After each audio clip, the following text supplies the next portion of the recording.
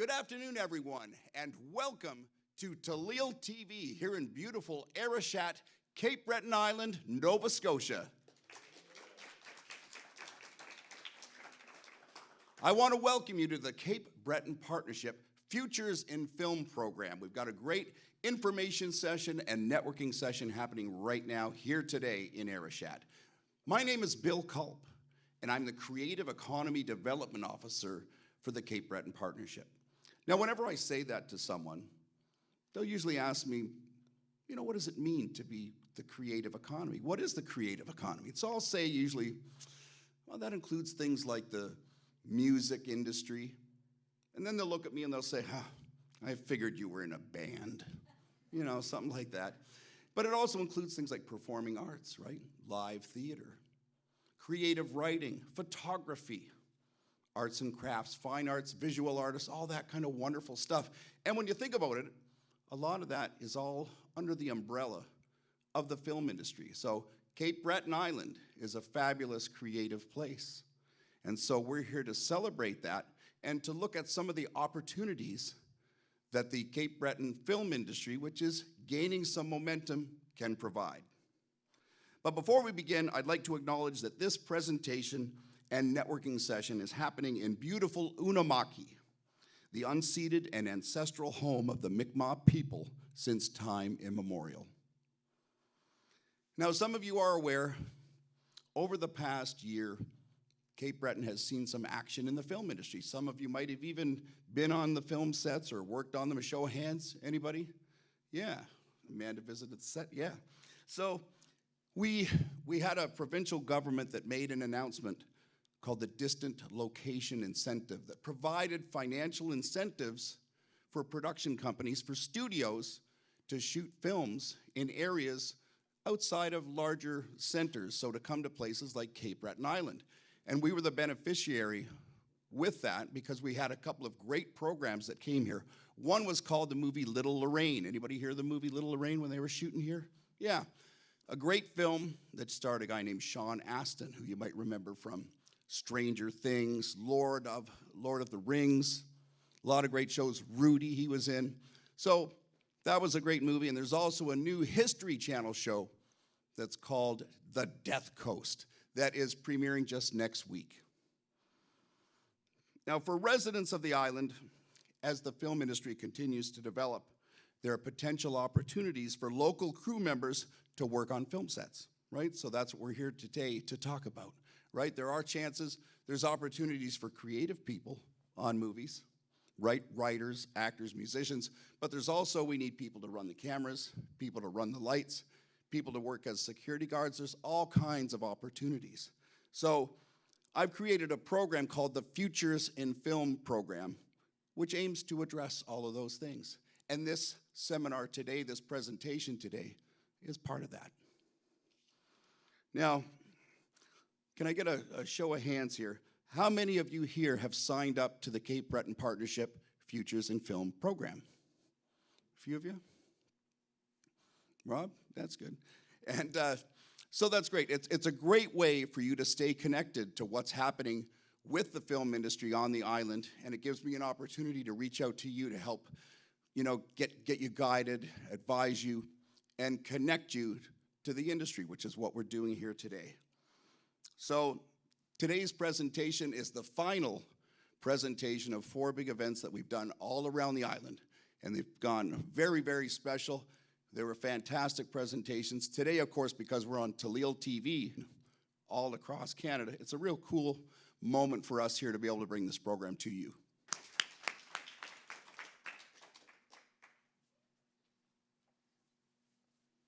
Hi, everybody. I'm Alex Brundage. I'm the Membership Services and Operations Coordinator at Screen Nova Scotia. We're the province's Film Commission and Industry Association. I'd like to begin today by telling you a little bit about our organization and what we do. As a film commission, we're dedicated to building a strong and sustainable future for the province's production sector. We're the leading resource on filming in the province and the first point of contact to find out more about Nova Scotia's locations, financial incentives, production partners, industry resources, and infrastructure. We provide location services like script breakdowns and location scouts, and we travel internationally to festivals and markets to promote Nova Scotia as the ideal filming location and production partner. We work with indie filmmakers and Hollywood studios alike with the goal of attracting business and creating economic investment and high-paying jobs right here in Nova Scotia. As an industry association, we promote and advocate on behalf of Nova Scotia's screen industry. Our membership includes producers, filmmakers, service providers, cast and crew, unions and guilds like ACTRA, DGC, and IATSE, who are all here today, and fellow industry organizations. We work closely with our partners in government to ensure their commitment to a thriving and competitive film and television industry. And we offer programs, training opportunities, and funding for our local Nova Scotian content creators. And now I'd like to show you a quick video that'll show you a little bit more about what we do.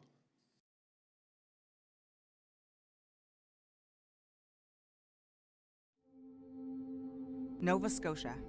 Quiet, pristine, unspoiled coastline. Sure, that's part of our story, but there's a whole lot more to tell. The people who live here, we've always been storytellers, and our filmmakers are bringing their unique voices to a global audience. Whether they're sharing real-life stories, creating world-class animation for the biggest and best, or building their own unique narratives like nothing you've seen before. Our writers and creators are being heard around the world, and our world-class crews are helping leading storytellers bring their visions to life, right here on our unspoiled coastline. We've been doing it for a while, and those who are in the know have seen we have more to offer than just the beach. But yeah, the beaches are pretty nice too. Hey, check it.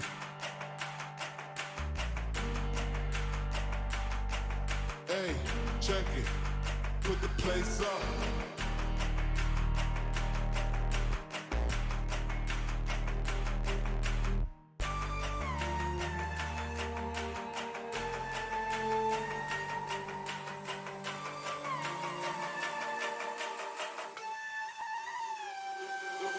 Put the place up.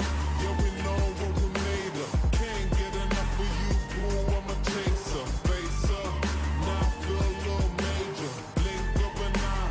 Ego, I'm a taker. Shows when we came out there, we settled facts like Da Vinci. I'm breaking codes, I'm breaking backs. Come on, get your ass up if you're slipping. Put another smile like it was the last Christmas. Hey.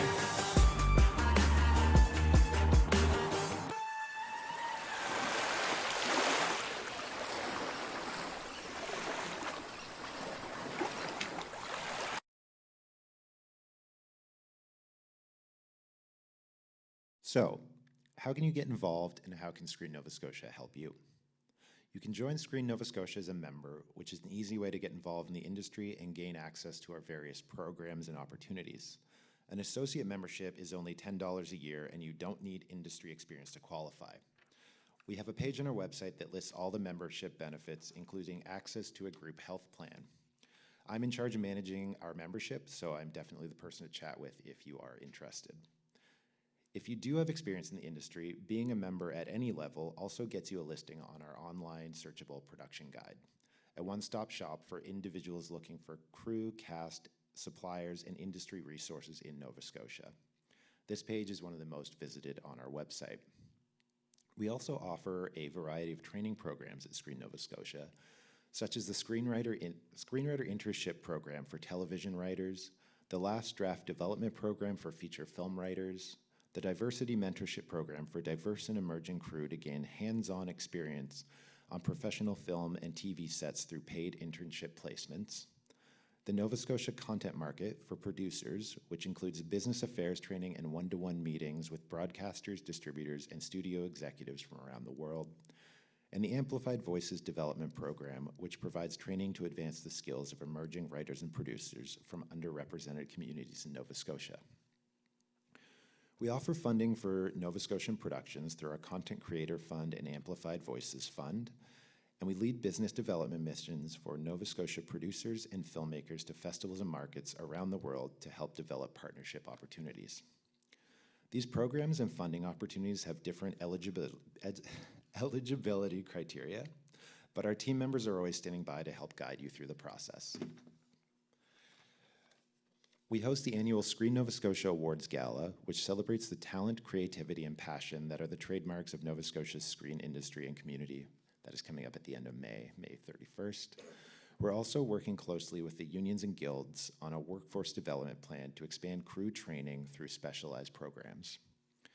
You can sign up to our newsletter to receive monthly industry updates, and if you're ever unsure of how to get started in the industry, we can act as your connector and point you in the right direction, armed with the information and contacts you need.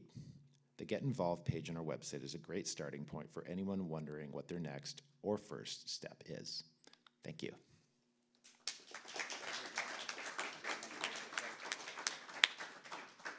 Great job, Alex. First of all, I do want to thank you very much for coming and spending the last few days all around Cape Breton Island with us. I know he's from Halifax, from the big city, everybody, and he came and spent a few days with us. I really, really appreciate it. Yeah, thank you for having me.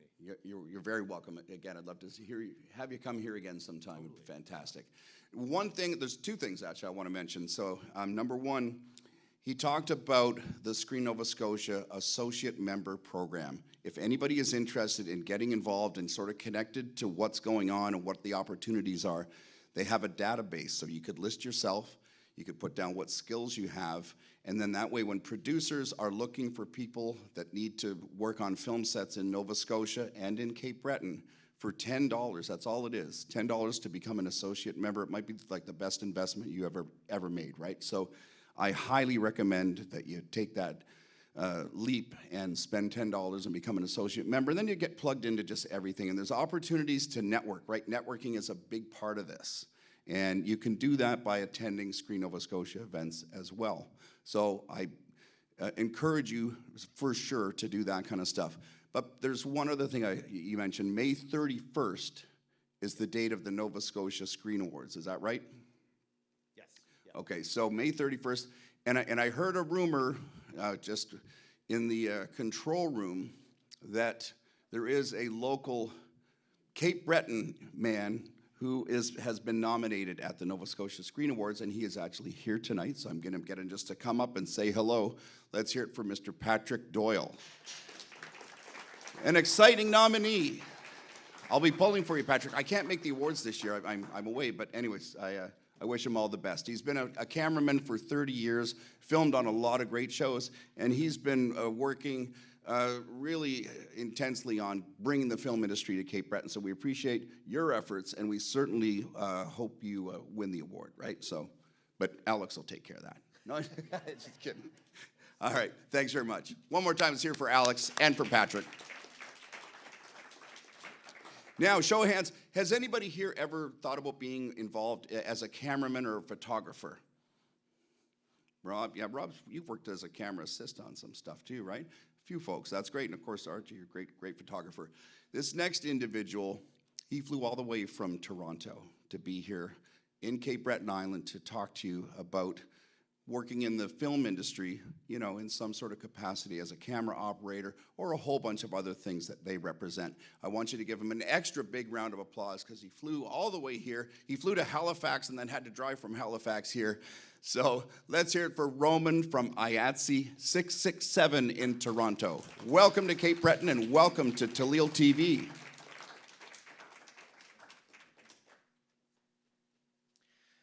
Thanks, Bill, for that great introduction. I don't deserve it. I'm happy to be here.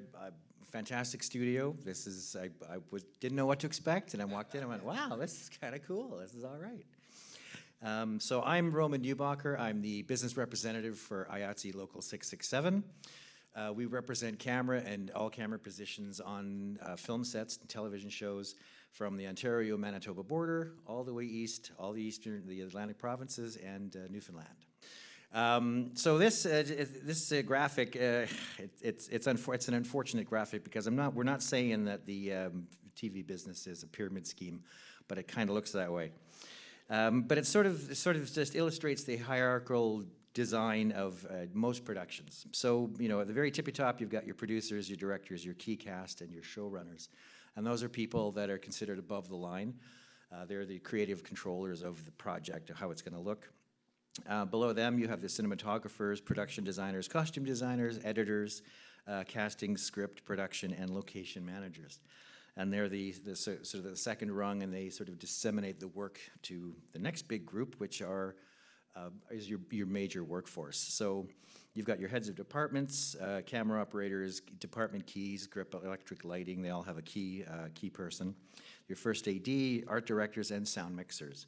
And then you've got the bulk. I'm not going to read them all out, but there's the bulk of the crew, in all positions in a film or television production.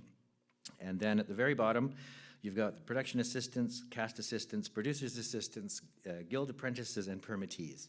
And the only reason I've put them there is because, make no mistake, Hollywood is controlled by the assistants. They do the scheduling, they do the mapping out of the work, they answer calls, they do so much work on behalf of their bosses.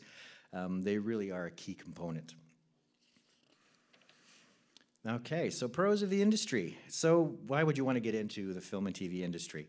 Well, it's a very creative environment. If you have any penchant for creativity, photography, lighting, wardrobe, makeup, those kinds of things, it's an amazing place to do what you love. The money's pretty good. From the union side, we fight really hard to preserve the rates, fringe benefits, health and welfare benefits, so we really try to take care of our members. It's a periodic work schedule, so there's a lot of flexibility. You'll get involved in a show, you may work for a number of weeks, and then you'll have some time off, so you can sort of get your life-work balance happening. It's very collaborative. It's a very collaborative workplace. While you may be responsible for one small portion of what's happening on that film set, you've got to deal with all other departments. As a camera person, and I was a camera person for 30 years as a focus puller, and worked on some big shows like Suits. I did Guillermo del Toro's The Strain and Nightmare Alley. Worked on The Boys. So in those positions, I'm dealing with grips, with electrics, with first ADs, so it's very collaborative. You've got to be really good at communicating. A lot of hands-on problem solving. There's not a single day that's the same. Even though you're doing the same job, there's always boomerangs being thrown at your head, and you've got to deal with it on a day-to-day basis. There is travel. In my 30 years, pardon me, in my 30 years in the business, I've been to 34 countries on 5 continents. I've been everywhere from the Serengeti in Africa to Machu Picchu, China, all over Canada, all over the United States. There is a lot of opportunity to travel. And of course, you get to work outdoors and not be chained to a desk, which is kind of cool too. But there are cons. There's always the downside, as the frowny face will demonstrate. The hours are long. Generally, a normal work day on a film set or a TV set is it's 12 hours is usually the minimum, but you can expect to work 14, 16, sometimes some departments are putting in 18 hours a day because they have an early call, then they shoot all day, and then they have to do a wrap out at the end of the day. So it can get pretty onerous. You're away from home because of the travel I mentioned. You may not see your family for weeks, sometimes months on end. Because it's a cyclical business and it really depends on the time of year, there's ups and downs. It's sometimes super busy and then it drops off and there's nothing happening for a bit and then it picks up again, and so you can't rely on that steady work all the time. It's fast-paced, it's high stress. On a film set, it's complete, and I don't know how many people have been on on a larger production or a larger film set. Okay, a few of you, awesome, that's great.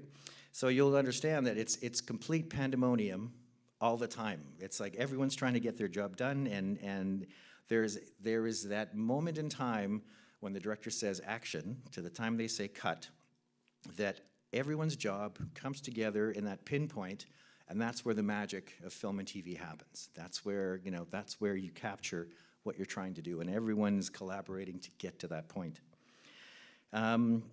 Outside, you're working in the elements. I can't tell you the number of days I've stood in a frozen parking lot, -20 in the middle of the night, waiting for actors to come out of their trailers because it's too cold. There's a lot of that kind of stuff. Difficult creative personalities. You get that in any industry, but for some reason, there's some really entitled and really, really difficult people in the film business because you're dealing with creative people, and creative people are sometimes not as logical as you'd like them to be. The hierarchical working structure, it's a little bit militaristic. So there's a chain of command you have to follow. You're answering to the next person, your superior. They're answering to somebody else. So while you're sort of doing your job and your responsibilities of your job, you're always sort of answering. Some people love that structure, some people don't. So that's why I listed it as a con of the industry. Yeah, you're not your own boss. So you've got to listen to what people tell you. So I'll talk a little bit about union work.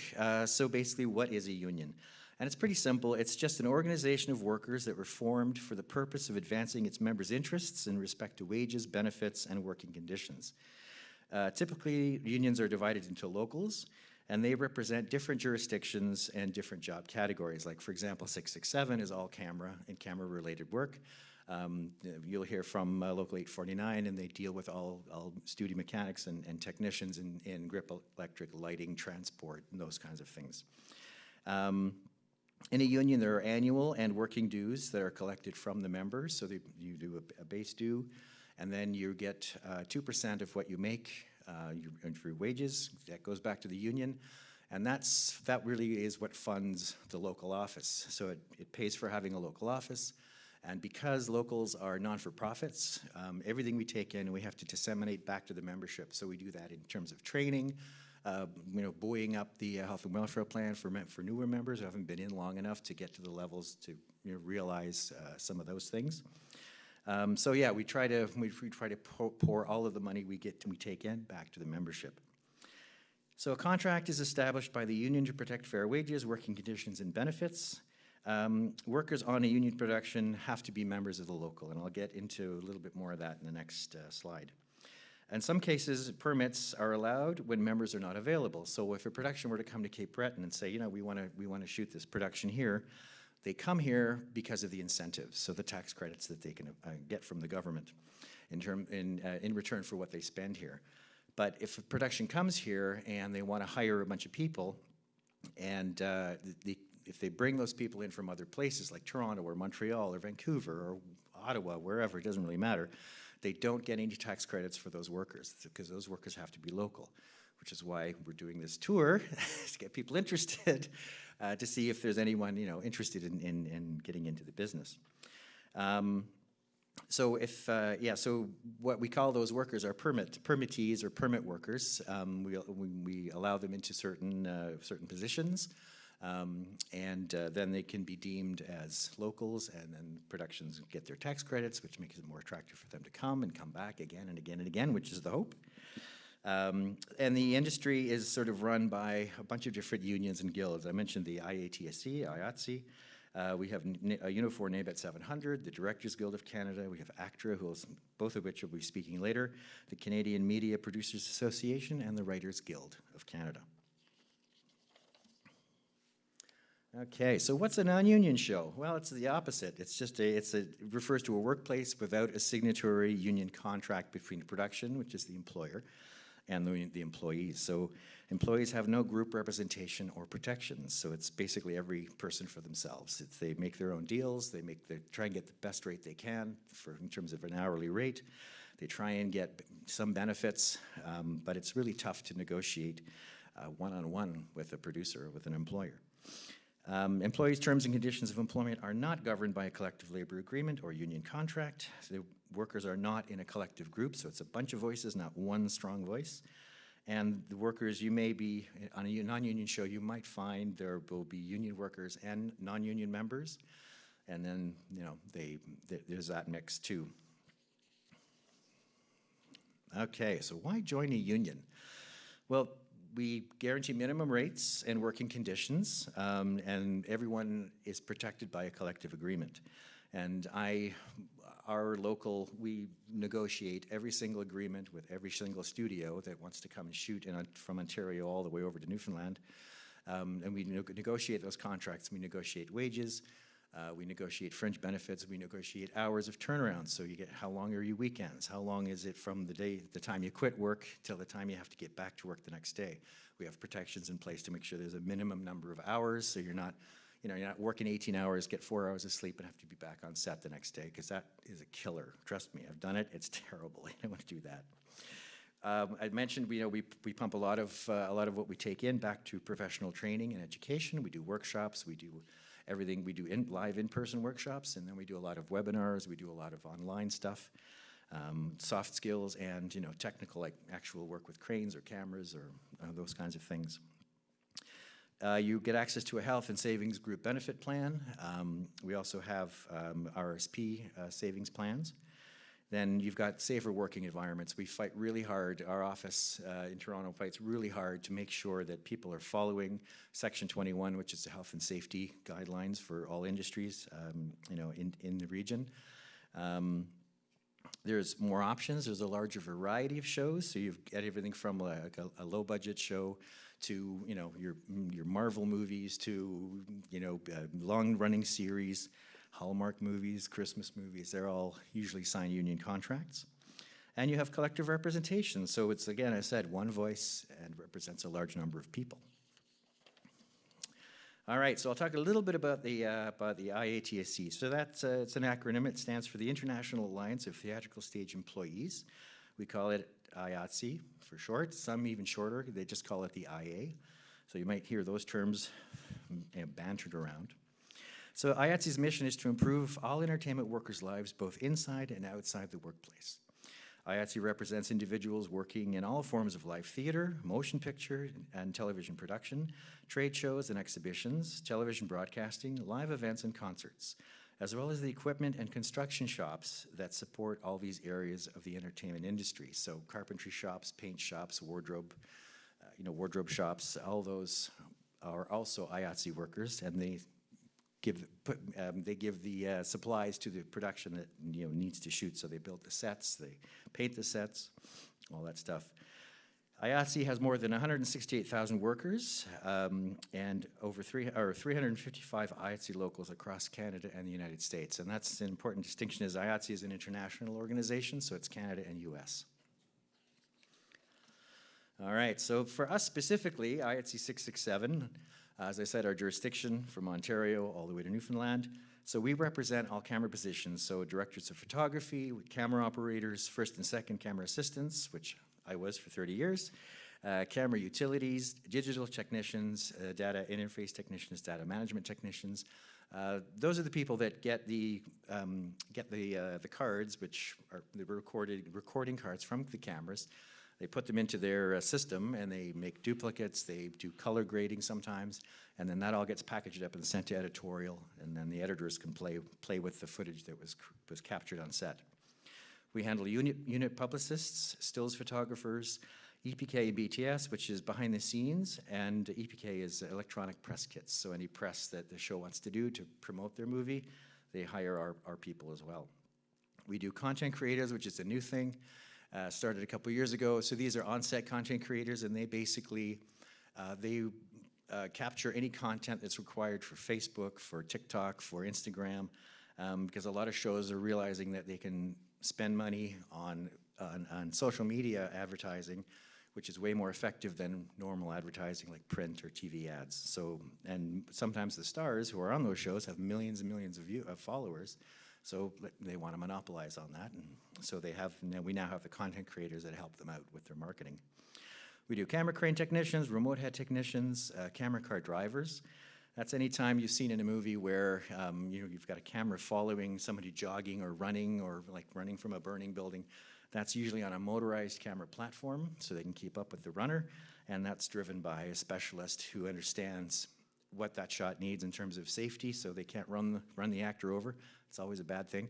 You get to go home early that day, so good and bad, I guess. I don't know. No, we want always looking at keeping it as safe as possible, and those people are trained in driving skills so that they can understand what the cinematographer wants in terms of the shot, gets what they want, keeps everybody safe, and so they do a really amazing job.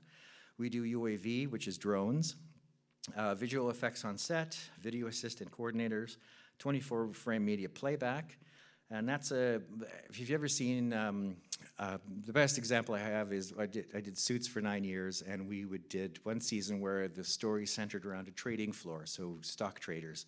And we had a set built, it was huge.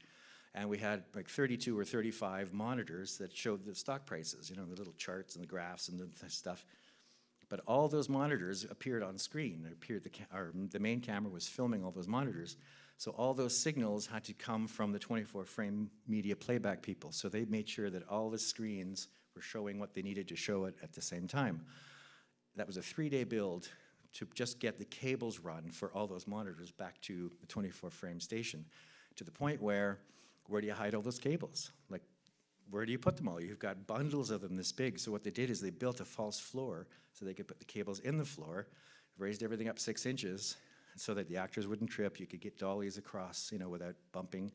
So it's a big job, and it's sometimes very, very complicated. It also is as simple sometimes as an actor pulls up a cell phone and does a text or answers a call. Anything on that screen also has to be programmed and sent in from the 24-frame playback people. So we do 3D, underwater cinematography, and camera trainees as well.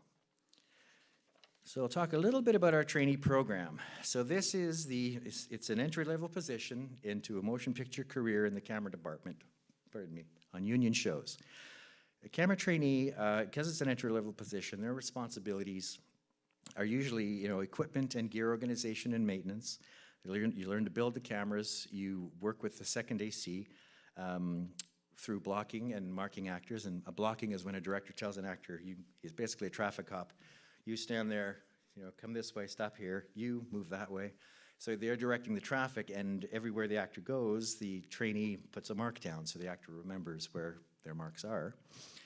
So that's, again, very important. They get involved in slating the takes, setting up video assist, paperwork prep, so timesheets and, scheduling of gear that comes and goes from the show.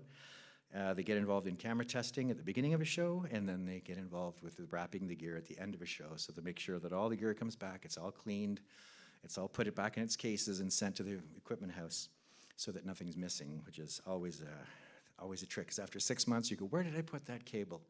Where did I put that plate? I don't remember. And then you realize it's in my back pocket of my jeans and that I didn't wear it today. So trainees are placed on 6 to 10 rotations within a 3-year period. Each rotation is about 4 to 8 weeks, and it's always with a different camera team. And we have a trainee coordinator at the office who makes sure that all the trainees that come into the program are placed. So the trainees don't have to phone around for work. It's basically, we place them on different shows. We try to get them a variety of work so they experience a Hallmark movie. They experience a big show like Star Trek. They get onto a big feature. So we try to make sure they get a good, solid understanding of all the different formats, because they're all a little bit different in how they're run.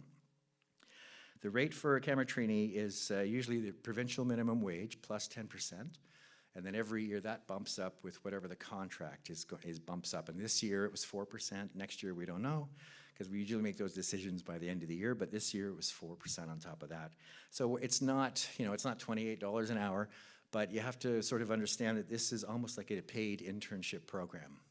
You come in, you learn the business, and it's a lot cheaper than film school. Trainees under the 667 contract also receive all the benefits of the contract. So any overtime structure, so generally it's 8 hours of straight time, and then you go into time and a half for a couple of hours, and then you go into double time and triple time, depending on the length of your day. They also get, considered for weekend turnaround, any of those kinds of things, meal penalties, like those are all spelled out in the contract. I'm sorry, I'm getting technical. And they also get to participate in the group health and welfare plan, as well as any of our RSP savings plans. Okay, so if anyone's interested, anyone watching or anyone here today is interested in the trainee program, there are some requirements, and that is that you're a Canadian citizen or permanent resident. You have to write a letter of intent of why you want to get into the program, why you want to be in the camera department. You need a resume if you've done any work in film or television.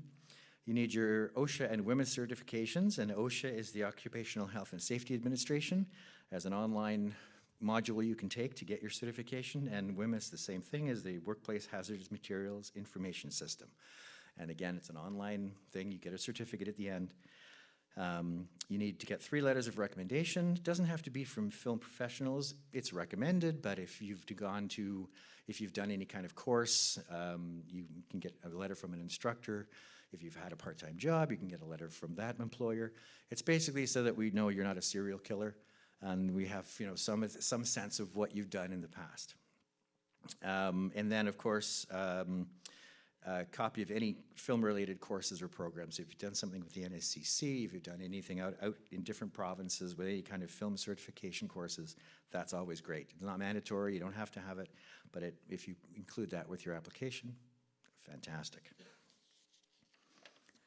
So we place our trainees in Northern Ontario, so North Bay, Sudbury, Sault Ste. Marie. We have a big center in Ottawa that gets a lot of production. The Atlantic provinces, obviously, Nova Scotia, New Brunswick, PEI. And last year, Nova Scotia had a banner year. They had a huge production up here from Hollywood. And then they had their regular producers that produce year over year, like Sullivan's Crossing, The Institute, From, like all those shows shooting in Nova Scotia. And then we also deal with Newfoundland.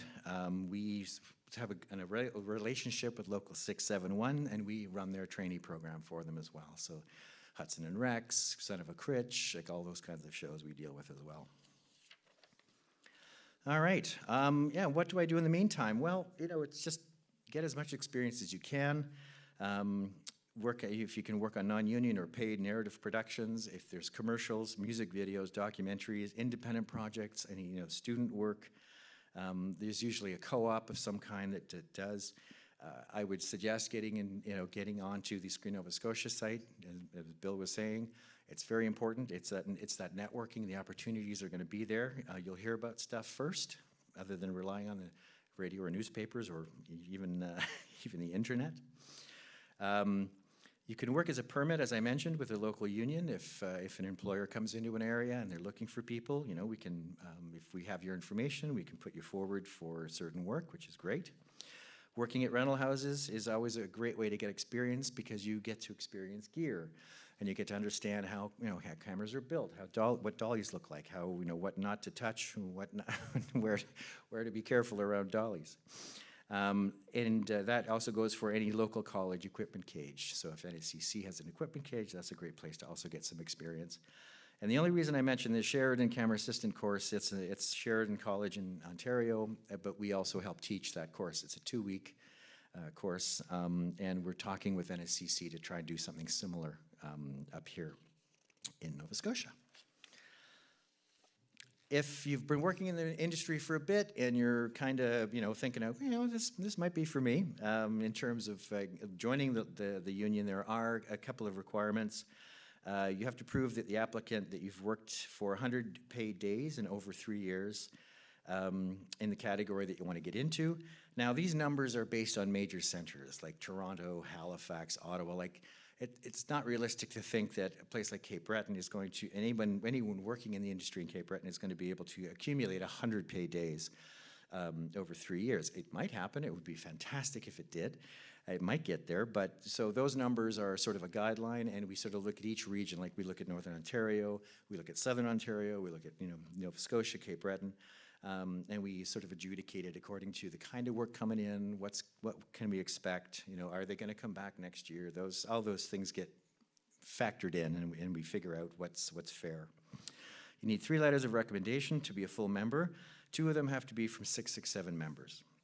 So those letters got to be from the category you're applying into. If you want to become a stills photographer with the union, got to be from 2 other stills photographers. And that's always tough to do because stills photographers, there's never more than one on a show, so you don't really meet each other.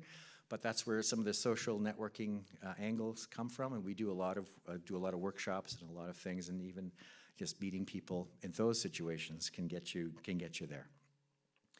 Anybody who is interested in any of the higher categories like directors of photography, operators, Steadicam, electronic camera operating positions, you need to build a demo reel so that we see the body of your work and what you've done. And that's it for me. Thank you very much. Can you say something about?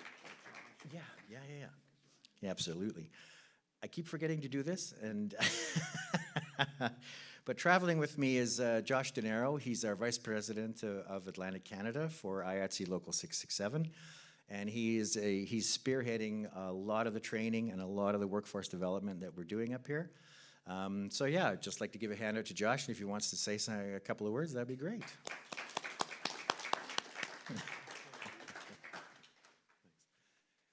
Hey everybody. Like Roman said, I'm kind of spearheading things out on the Atlantic side, so any questions that you do have, I'm happy to answer. And I do work on set as a focus puller as well, so I'll be at the back at the end. Come say hi. Thank you. Thanks for being here. Let's hear it for Roman and Josh. Yeah, thank you very much. All right, we brought some really cool equipment with us on this tour, and it was supplied to us by Canada's largest equipment supplier to the motion picture and television industry. They were called for many years William F. White's, but they've been bought out by a larger company now, and they have even additional resources to buy even more cool equipment. They're called Sunbelt Rentals. So Sunbelt Rentals is based in Dartmouth. They've got a huge facility there, but we're proud to announce that they are opening up a facility here in Cape Breton. So I want to bring up Trevor and Scott from Sunbelt Equipment Rentals. Come on up. And I also want to point out too that both of these guys not only work for Sunbelt and they're helping to bring this facility here. Trevor is from Port Hawkesbury. Say hi to Trevor. Yeah. And beside him, Scott is from Bedeck. So that's great. So they brought some swag. I'm going to get out a couple things of swag here.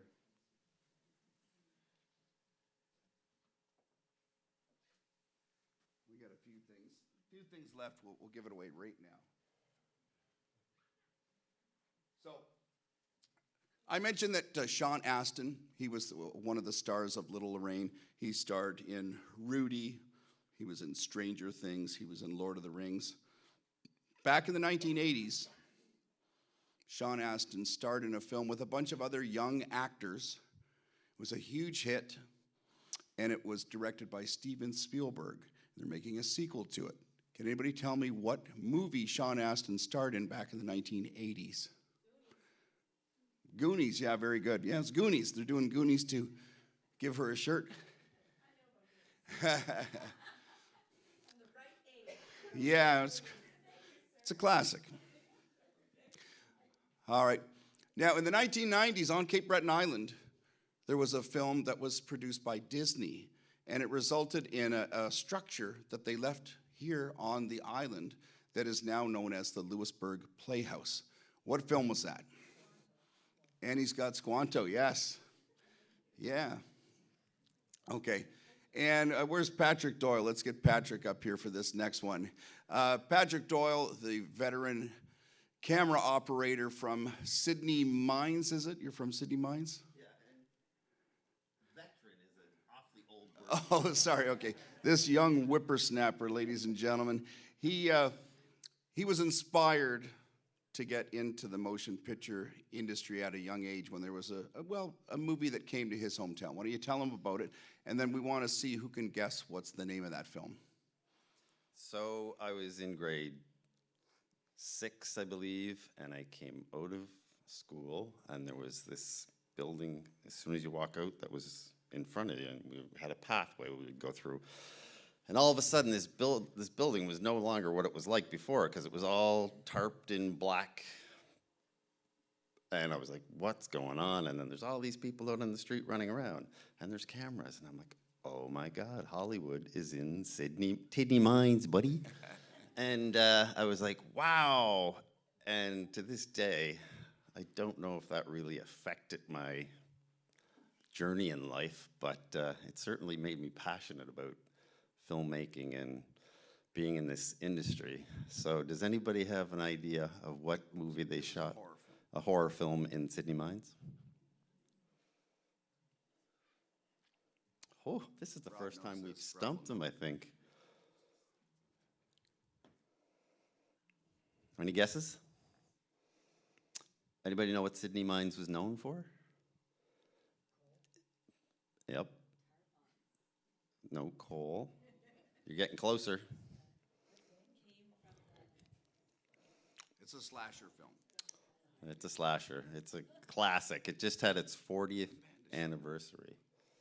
Nobody knows? The horror occurred on February 14th. Who said that? You're getting there. Yeah. My Bloody Valentine. I think the guy, the fella at the back there with the check shirt. guy. Congratulations. Yeah.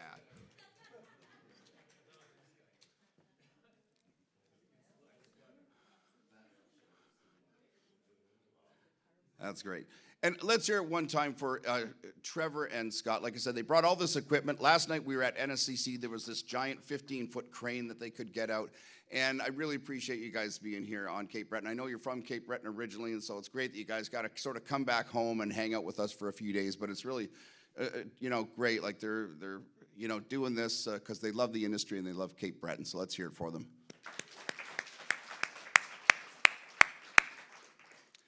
Next up, so Roman was with IATSE 667, which looks after the camera union.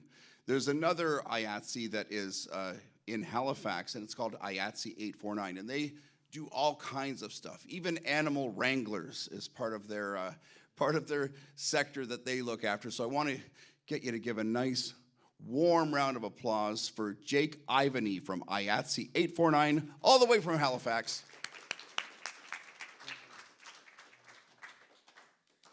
Awesome. Let's see if I can just do that a little bit. Cool.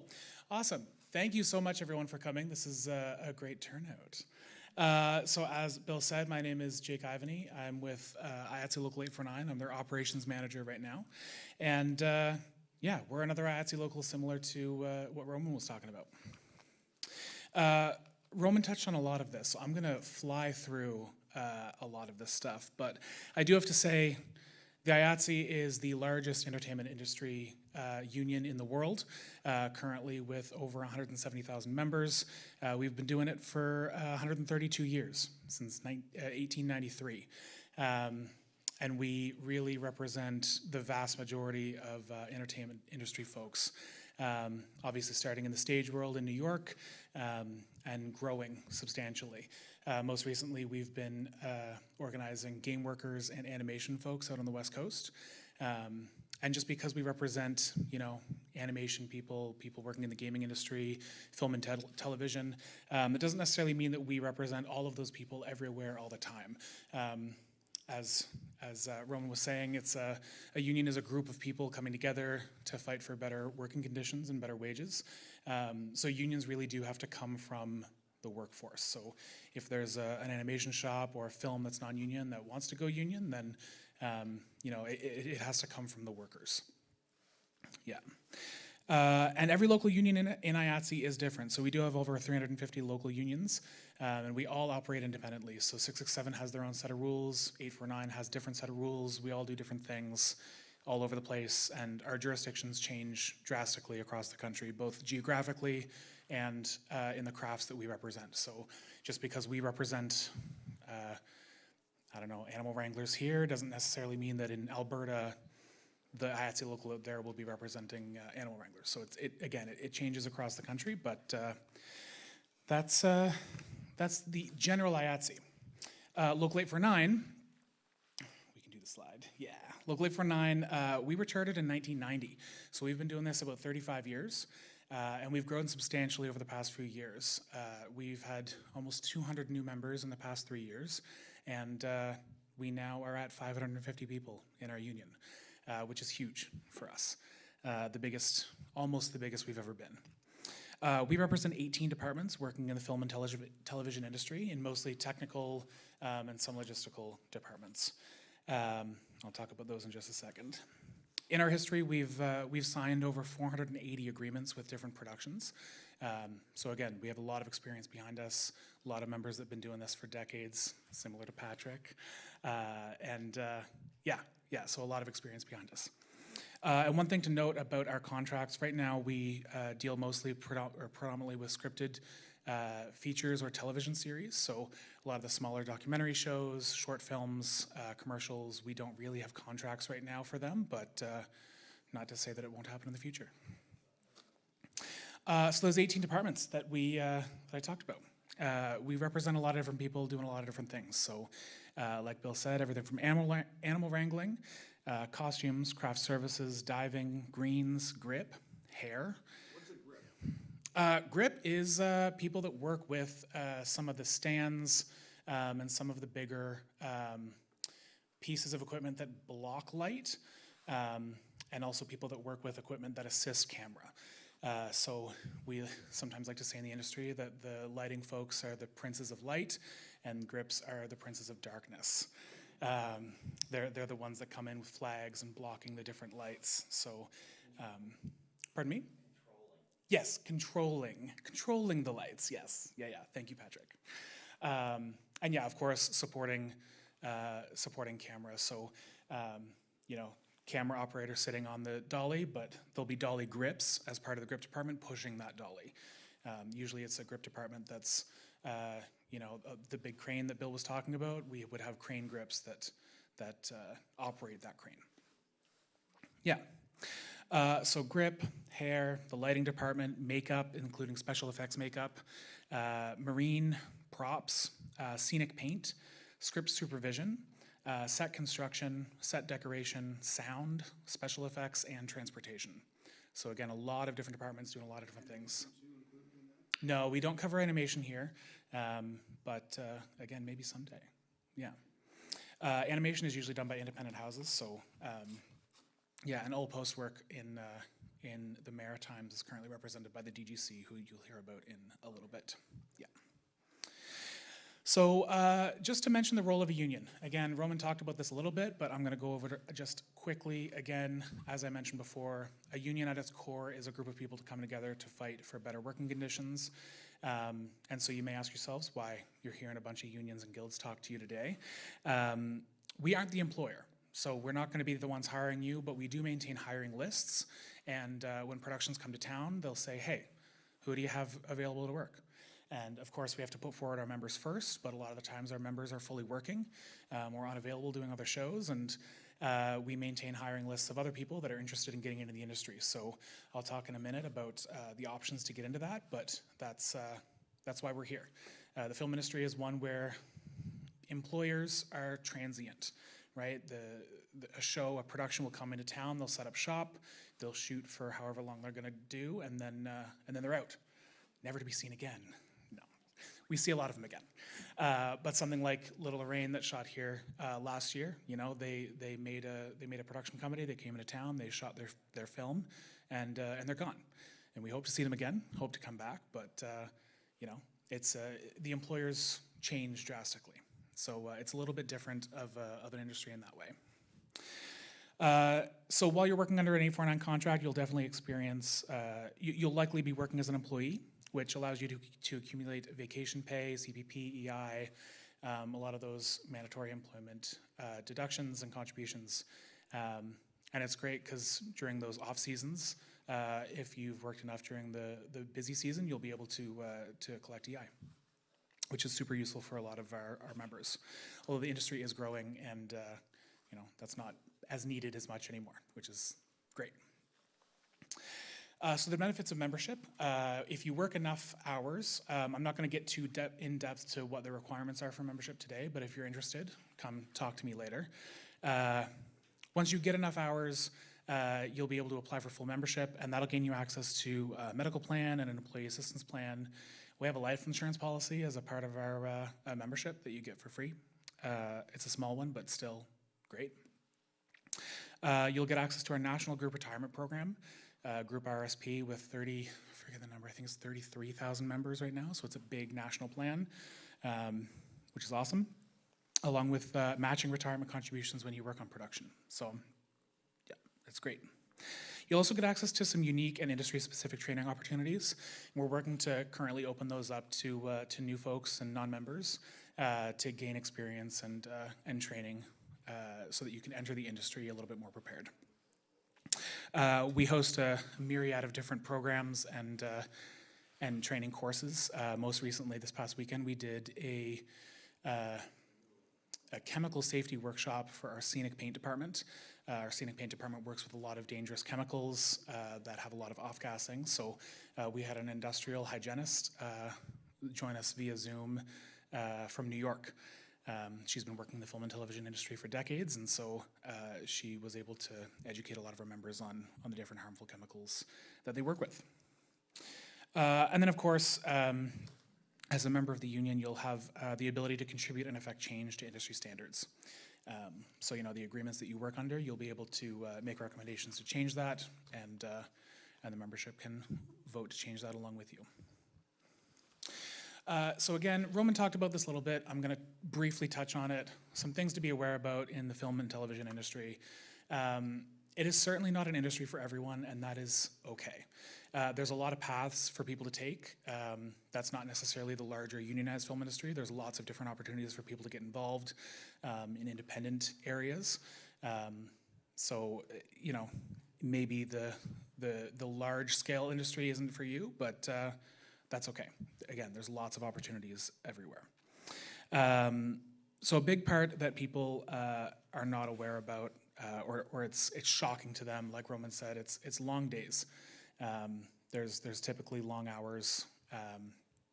Some of our departments, transportation is one of them especially, they work very long days, sometimes 20, 21 hours. So it's a lot. But on the flip side of that, working under a union collective agreement, there's great overtime benefits. So you're getting paid well for those long hours. Quirky little perk about the film industry is that a lot of times you don't have to pack a lunch. Food is provided to you, snacks, breakfast, lunch, and usually it's pretty good. The caterers and craft services people are great. And then of course the film industry is very creative. You have lots of opportunities to solve problems, to get your ideas out there, but with that, as Roman said as well, comes some difficult personalities. So it can definitely be both physically and mentally demanding. So if you're interested in getting into the industry in any of our 18 departments, I'd highly recommend you check out our referral program. Applying to the referral program gets your name onto our hiring lists. And it's not a guarantee of work, but if a show comes to Cape Breton, a producer could say, hey, who do you have on the island? And we can send them a list, and if you've applied, then your name will be on that list. You can list up to 2 departments at any given time, and you can change those up as much as you want, as long as you meet the minimum requirements for those departments. So if you want to apply in set deck and props to start out, and you want to switch it up later, then you can. You're not locking into anything. There's also nothing wrong with applying to all the programs you're going to hear about today, right? Please apply to the camera trainee program, apply to be a referral with us, apply to the DGC, get your name out there. No, this is an entry level, this is a very entry level program. So there's no expectation of experience. If you have some, great. We recommend that people tailor their resume to try to highlight any related experience to the departments, especially the departments that you're applying in. For instance, if you're applying in craft services, if you worked in a restaurant or a kitchen, then definitely highlight that experience on your resume so that people know right away that you have that coming into it. The basic requirements for most of our departments, you need to complete an application form, you need to submit a resume, and you need to submit a women's certificate. Pretty straightforward. Some of our departments, transportation, hair, makeup, special effects, there's a few others that have some more requirements. Obviously, if you're going to be driving people, you have to submit a driver's abstract, you have to have a class 4 driver's license. But most of our departments are pretty straightforward in that sense. And there's typically a $30 application fee, but for those joining us today, if you come see me later, you can sign up and we can waive that fee for you. So you get it for free. And then the last thing you'll need that is not on this list is a set etiquette course. So set etiquette is a 6-hour introduction to the film industry. It goes much more in depth than what you're hearing today. I'll go over all the departments and positions, the hierarchy that you're going to experience on a set. It'll highlight some of the paperwork that you'll go through, and some safety, some basic do's and don'ts, how to use a walkie-talkie in the film industry, all really important basic skills that you should learn before stepping onto a set. It's currently 6 hours, and it's run virtually over Zoom, but we're currently developing a self-directed version, so you can take it anytime, anywhere, as long as you have a phone or a computer that you can take it on. And so if you sign up with us today, again, it's one simple form that you can come see me in the back. We can get you signed up for that. That's also free. Typically it's $20, so between the referral and the set etiquette course, it's $50 that you do not have to pay. The course being converted to an online self-directed course, if you can't fit into one of our currently scheduled courses, then we can also give you access to that when it comes out later in April. And that's me. I will be at the back if you have any questions, but please feel free to give us a call, send us an email, or visit our website. We have a lot of great information on our website that we make public there. Yeah. Yeah. Cool. Yeah, no, thank you. Sorry. Oh, yeah. I want to welcome you here, and I appreciate you so much being here. You and I have worked together on and off over the past year with the activity that's happening here. And so I want to thank you here. And I want to thank you for coming and visiting our local Talil Community TV station here in Arashat. What are your thoughts? It's beautiful, yeah. I did the Screen Arts program at NSCC, and I have to say it's similar, very similar to the studio that they have there. And that's a purpose-built facility as well, so it's great to see that. I think Becky, right? Yes. Becky was telling me that this is one of 9 studios like this in the country, which is very impressive. It's a great setup y'all have out here, and it's a great resource that people should definitely be tapping into more. Yeah, I think so. Yeah. I thank you for being here. Yeah. And of course, I want to touch on the two big takeaways here is number one, the set etiquette course, right? That is a basic do's and don'ts course, the basics, what's the hierarchy on a film set, what do you need to know to get into an entry-level position. If you take that, a lot of producers, they can relax with you because they know you're hopefully not going to screw up a take by doing something wrong on a film set. So set etiquette, it's an online thing right now. It's a 6-hour course. You sit at home, you take it, you watch it, you get a certificate, and there is going to be the sort of 24/7 program coming later, which will be fantastic. And then beyond that, you've got the referral program for people who just want to get into the industry. You've got 18 different departments, so if you're interested in signing up for that, and both of those are free if you sign up today, right? So we thank you for that, Jake. Let's hear it one more time for Jake Ivany from IATSE 849. Now, how many of you folks out there have ever worked either as an actor on stage or a background actor on a film, anything like that? Show of hands, a few people. And I know, yeah.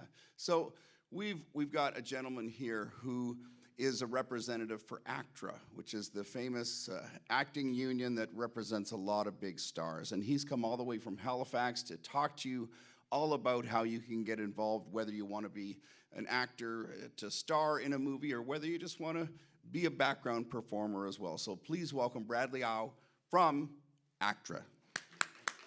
Welcome to Talil TV in beautiful Arashat, Cape Breton Island, Nova Scotia. Thank you, Bill. My name is Bradley Au, as Bill mentioned, and I'm the branch representative for ACTRA Maritimes. So what is ACTRA? ACTRA is the Alliance of Canadian Cinema, Television, and Radio Artists. We are the national union of professional performers working in recorded media in Canada. And we represent the interests of over 30,000 members across the country, the foundation of Canada's highly acclaimed professional performing community. We are also a leading voice for Canadian culture and the development of Canada's audiovisual industries. We have 9 branches across Canada, and the one here that services New Brunswick, Nova Scotia, and PEI is the Maritimes branch. And we have 950 members here in the Maritimes and about 20 here in Cape Breton. So who is ACTRA? ACTRA is not just actors. It's recording artists, comedians, announcers, stunt coordinators and performers, dancers, narrators, voice performers, hosts, choreographers, models, singers, background performers, puppeteers, and more. Now, there are a couple of photos here. Who can guess who is on the right? Their actual names. Their actual names, not just the character names. Yes, Mike Smith is one of them. Any other guesses? I don't have any prizes to give away. You only get bragging rights.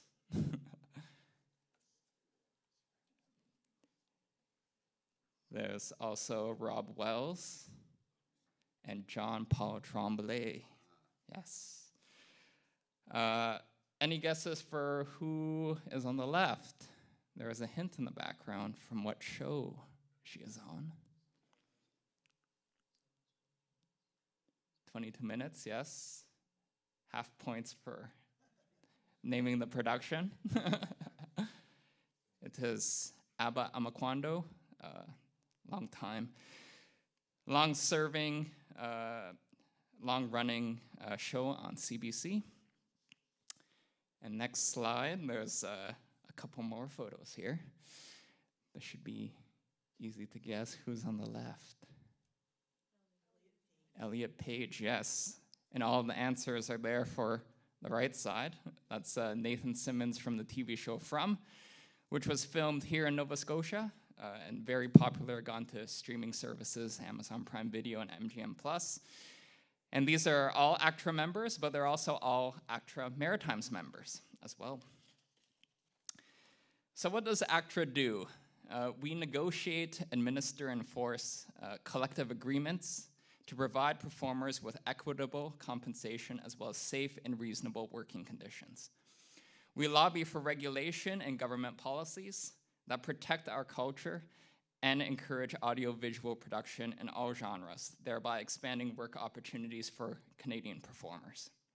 We also collect and distribute royalties, residuals, and use fees. Those are all fancy words just to mean money. We collect and distribute money for artists who perform in audiovisual productions and on sound recordings. So how do you join ACTRA?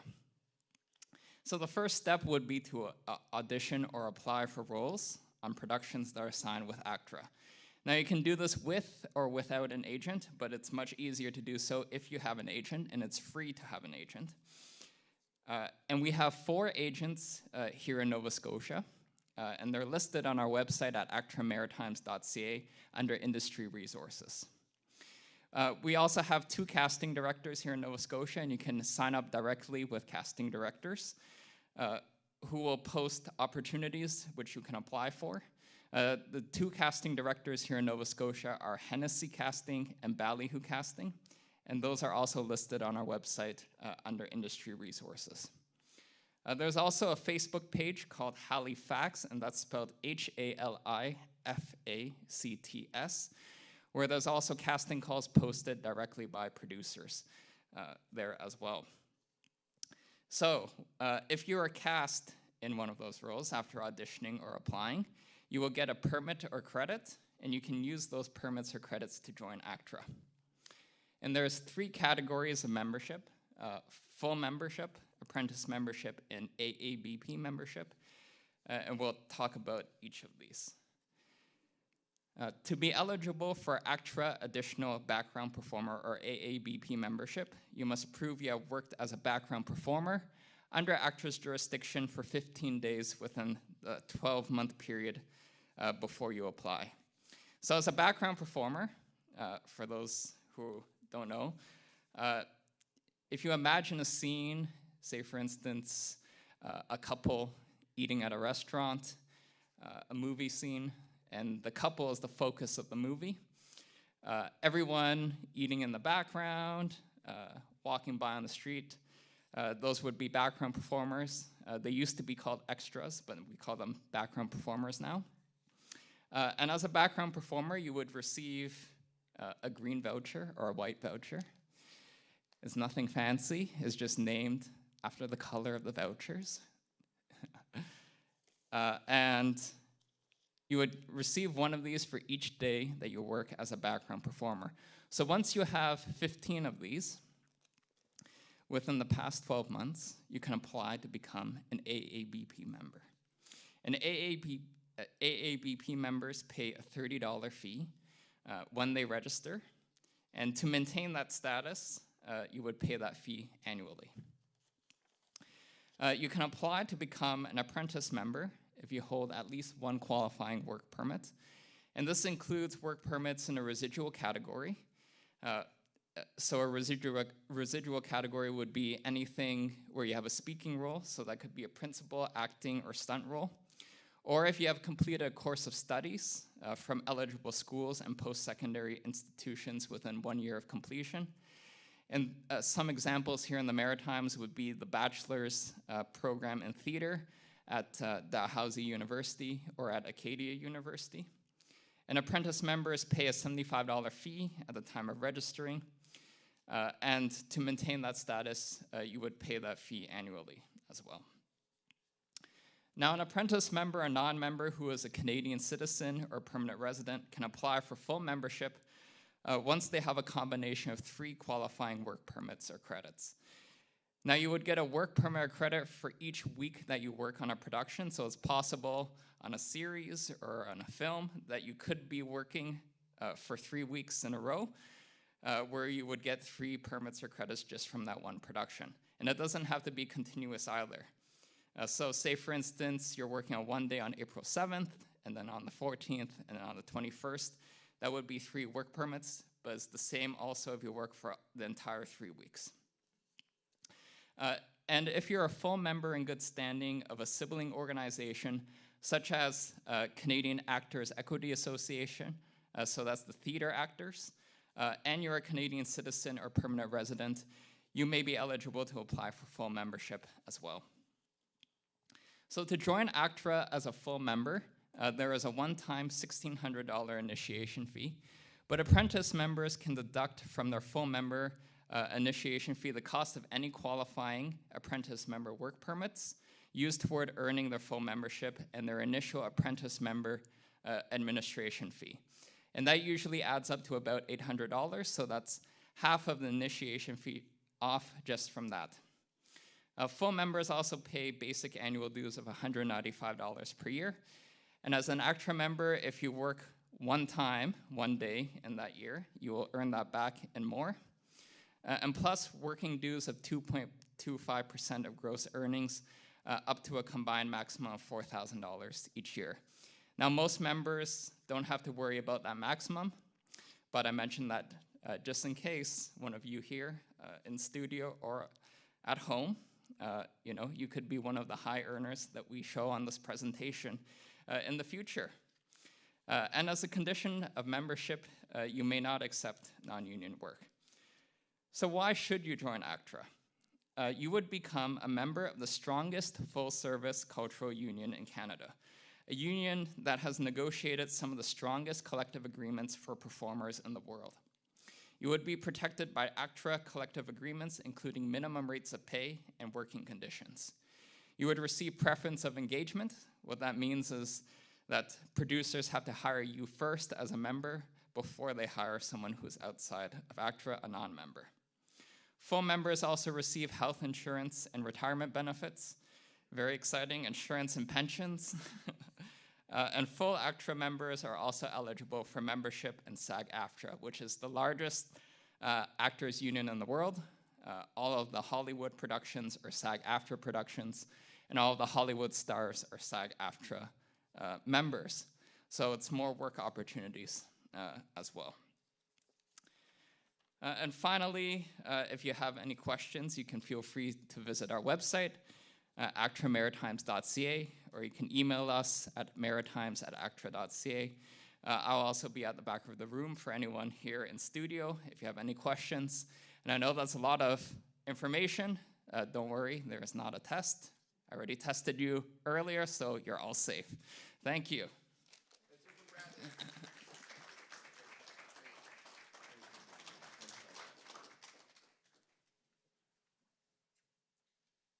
Is there anybody here that worked on the film Little Lorraine as a background performer?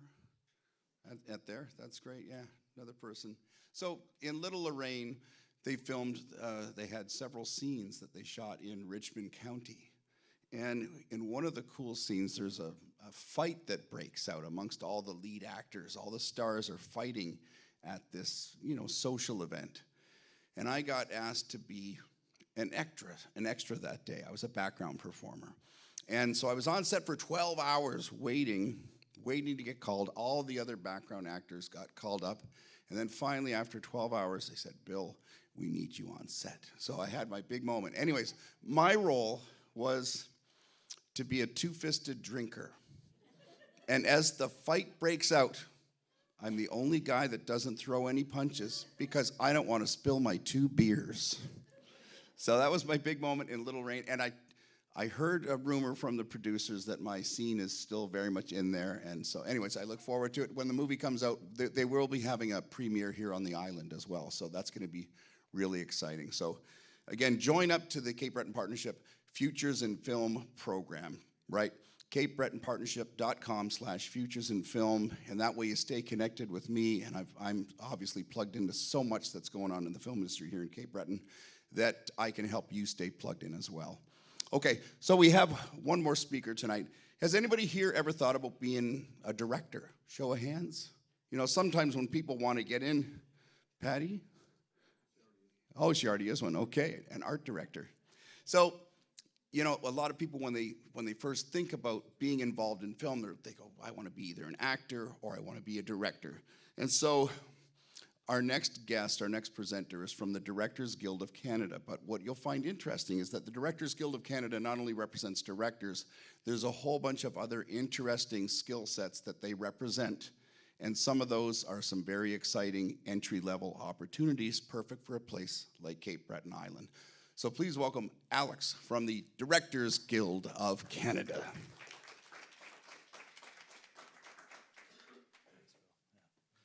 Hi, everyone. Thank you for welcoming us here. It's so nice to be here. So my name is Alex Johnston. I'm the Assistant Business Agent at DGC Maritimes.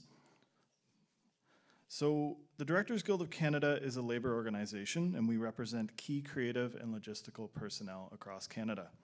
We represent 48 different positions, including directors, assistant directors, editors, and accountants, and I'll touch more on those later. The Directors Guild of Canada was founded in 1962 and currently has over 7,200 members across Canada. And DGC Maritimes, which was founded in 1991, represents New Brunswick, PEI, Nova Scotia, and we have over 200 members. There are 8 different district councils that make up the Directors Guild, including a national office in Toronto. And our organization focuses on ensuring that our members and non-members are protected, paid properly, and operating in a safe and fair working environment. We also lobby the federal and provincial governments for CRTC regulations, funding for Canadian content, and support of screen-based tax credits and incentives. DGC Maritimes represents jobs in 8 different departments: directors, art department, assistant directors, editing, both picture and sound, locations department, production coordinators, accounting, and production managers. As I mentioned, there are 48 different job categories that we represent that make up these 8 departments, and that's a list of them there. So you're probably wondering what are some of our entry-level positions. So we have entry-level positions that you can come into to join each of the departments. So they're just here on the screen. We have a set production assistant, and they would be on set. They're kind of running around. They'll do what we call lockups, so they could be standing at a door, making sure that nobody walks onto set. They're running around kind of communicating between each of the departments, but they would fall under the assistant directing department.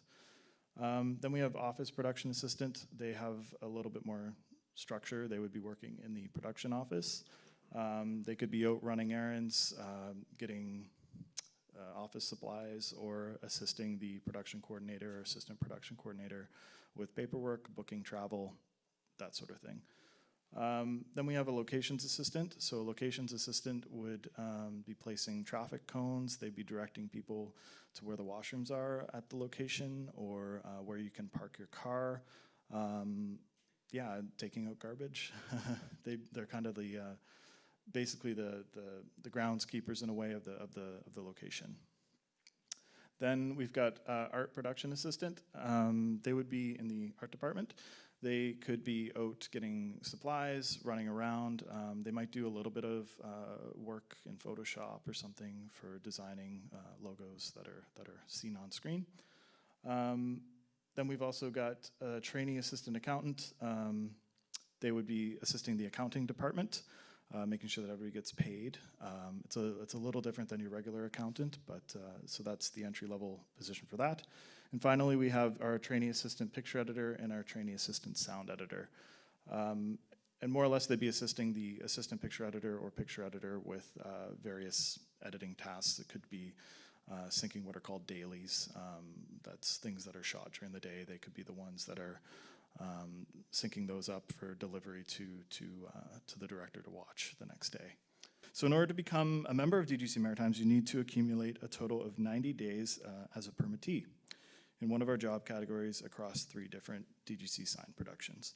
So what is a permittee? Well, a permittee is a non-member that has been granted permission by our district council to work on a DGC sign show. DGC Maritimes has what we call our Maritimes Permittee Program, and that will help guide you through the process of becoming a member and will place you on a list of non-members that productions can hire from.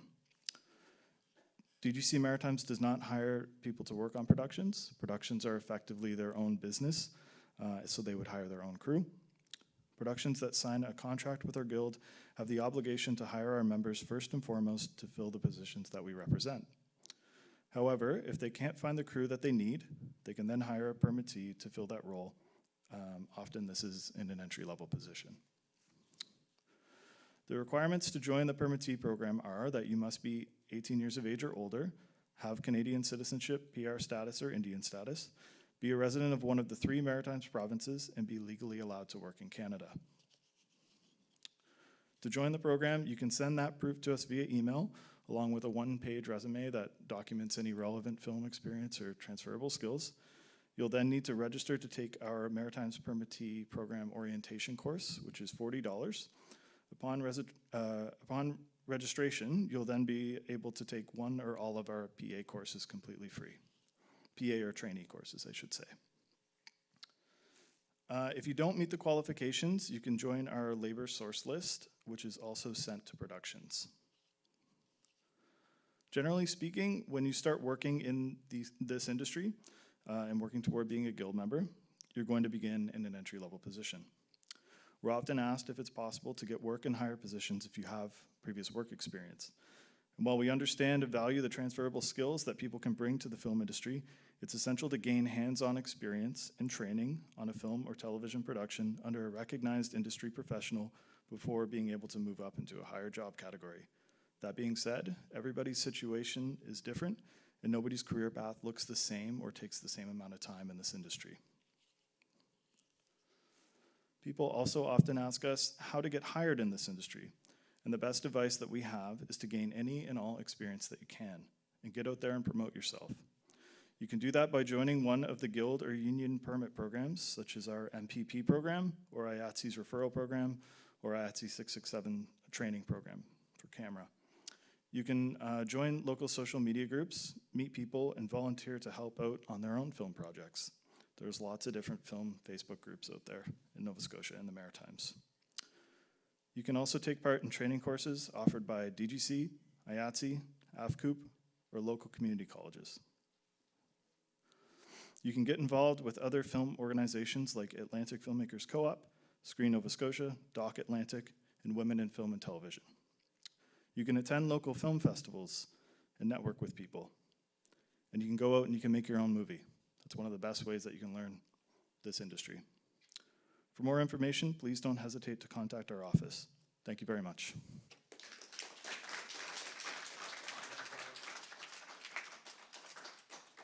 Thank you so much, Alex. That was really informative. You know, there's a lot of things that the DGC does that, you know, for people that just want to get into the industry. So I really appreciate it. And I appreciate you coming to visit us here at Talil TV and Arichat today. What are your thoughts about the station?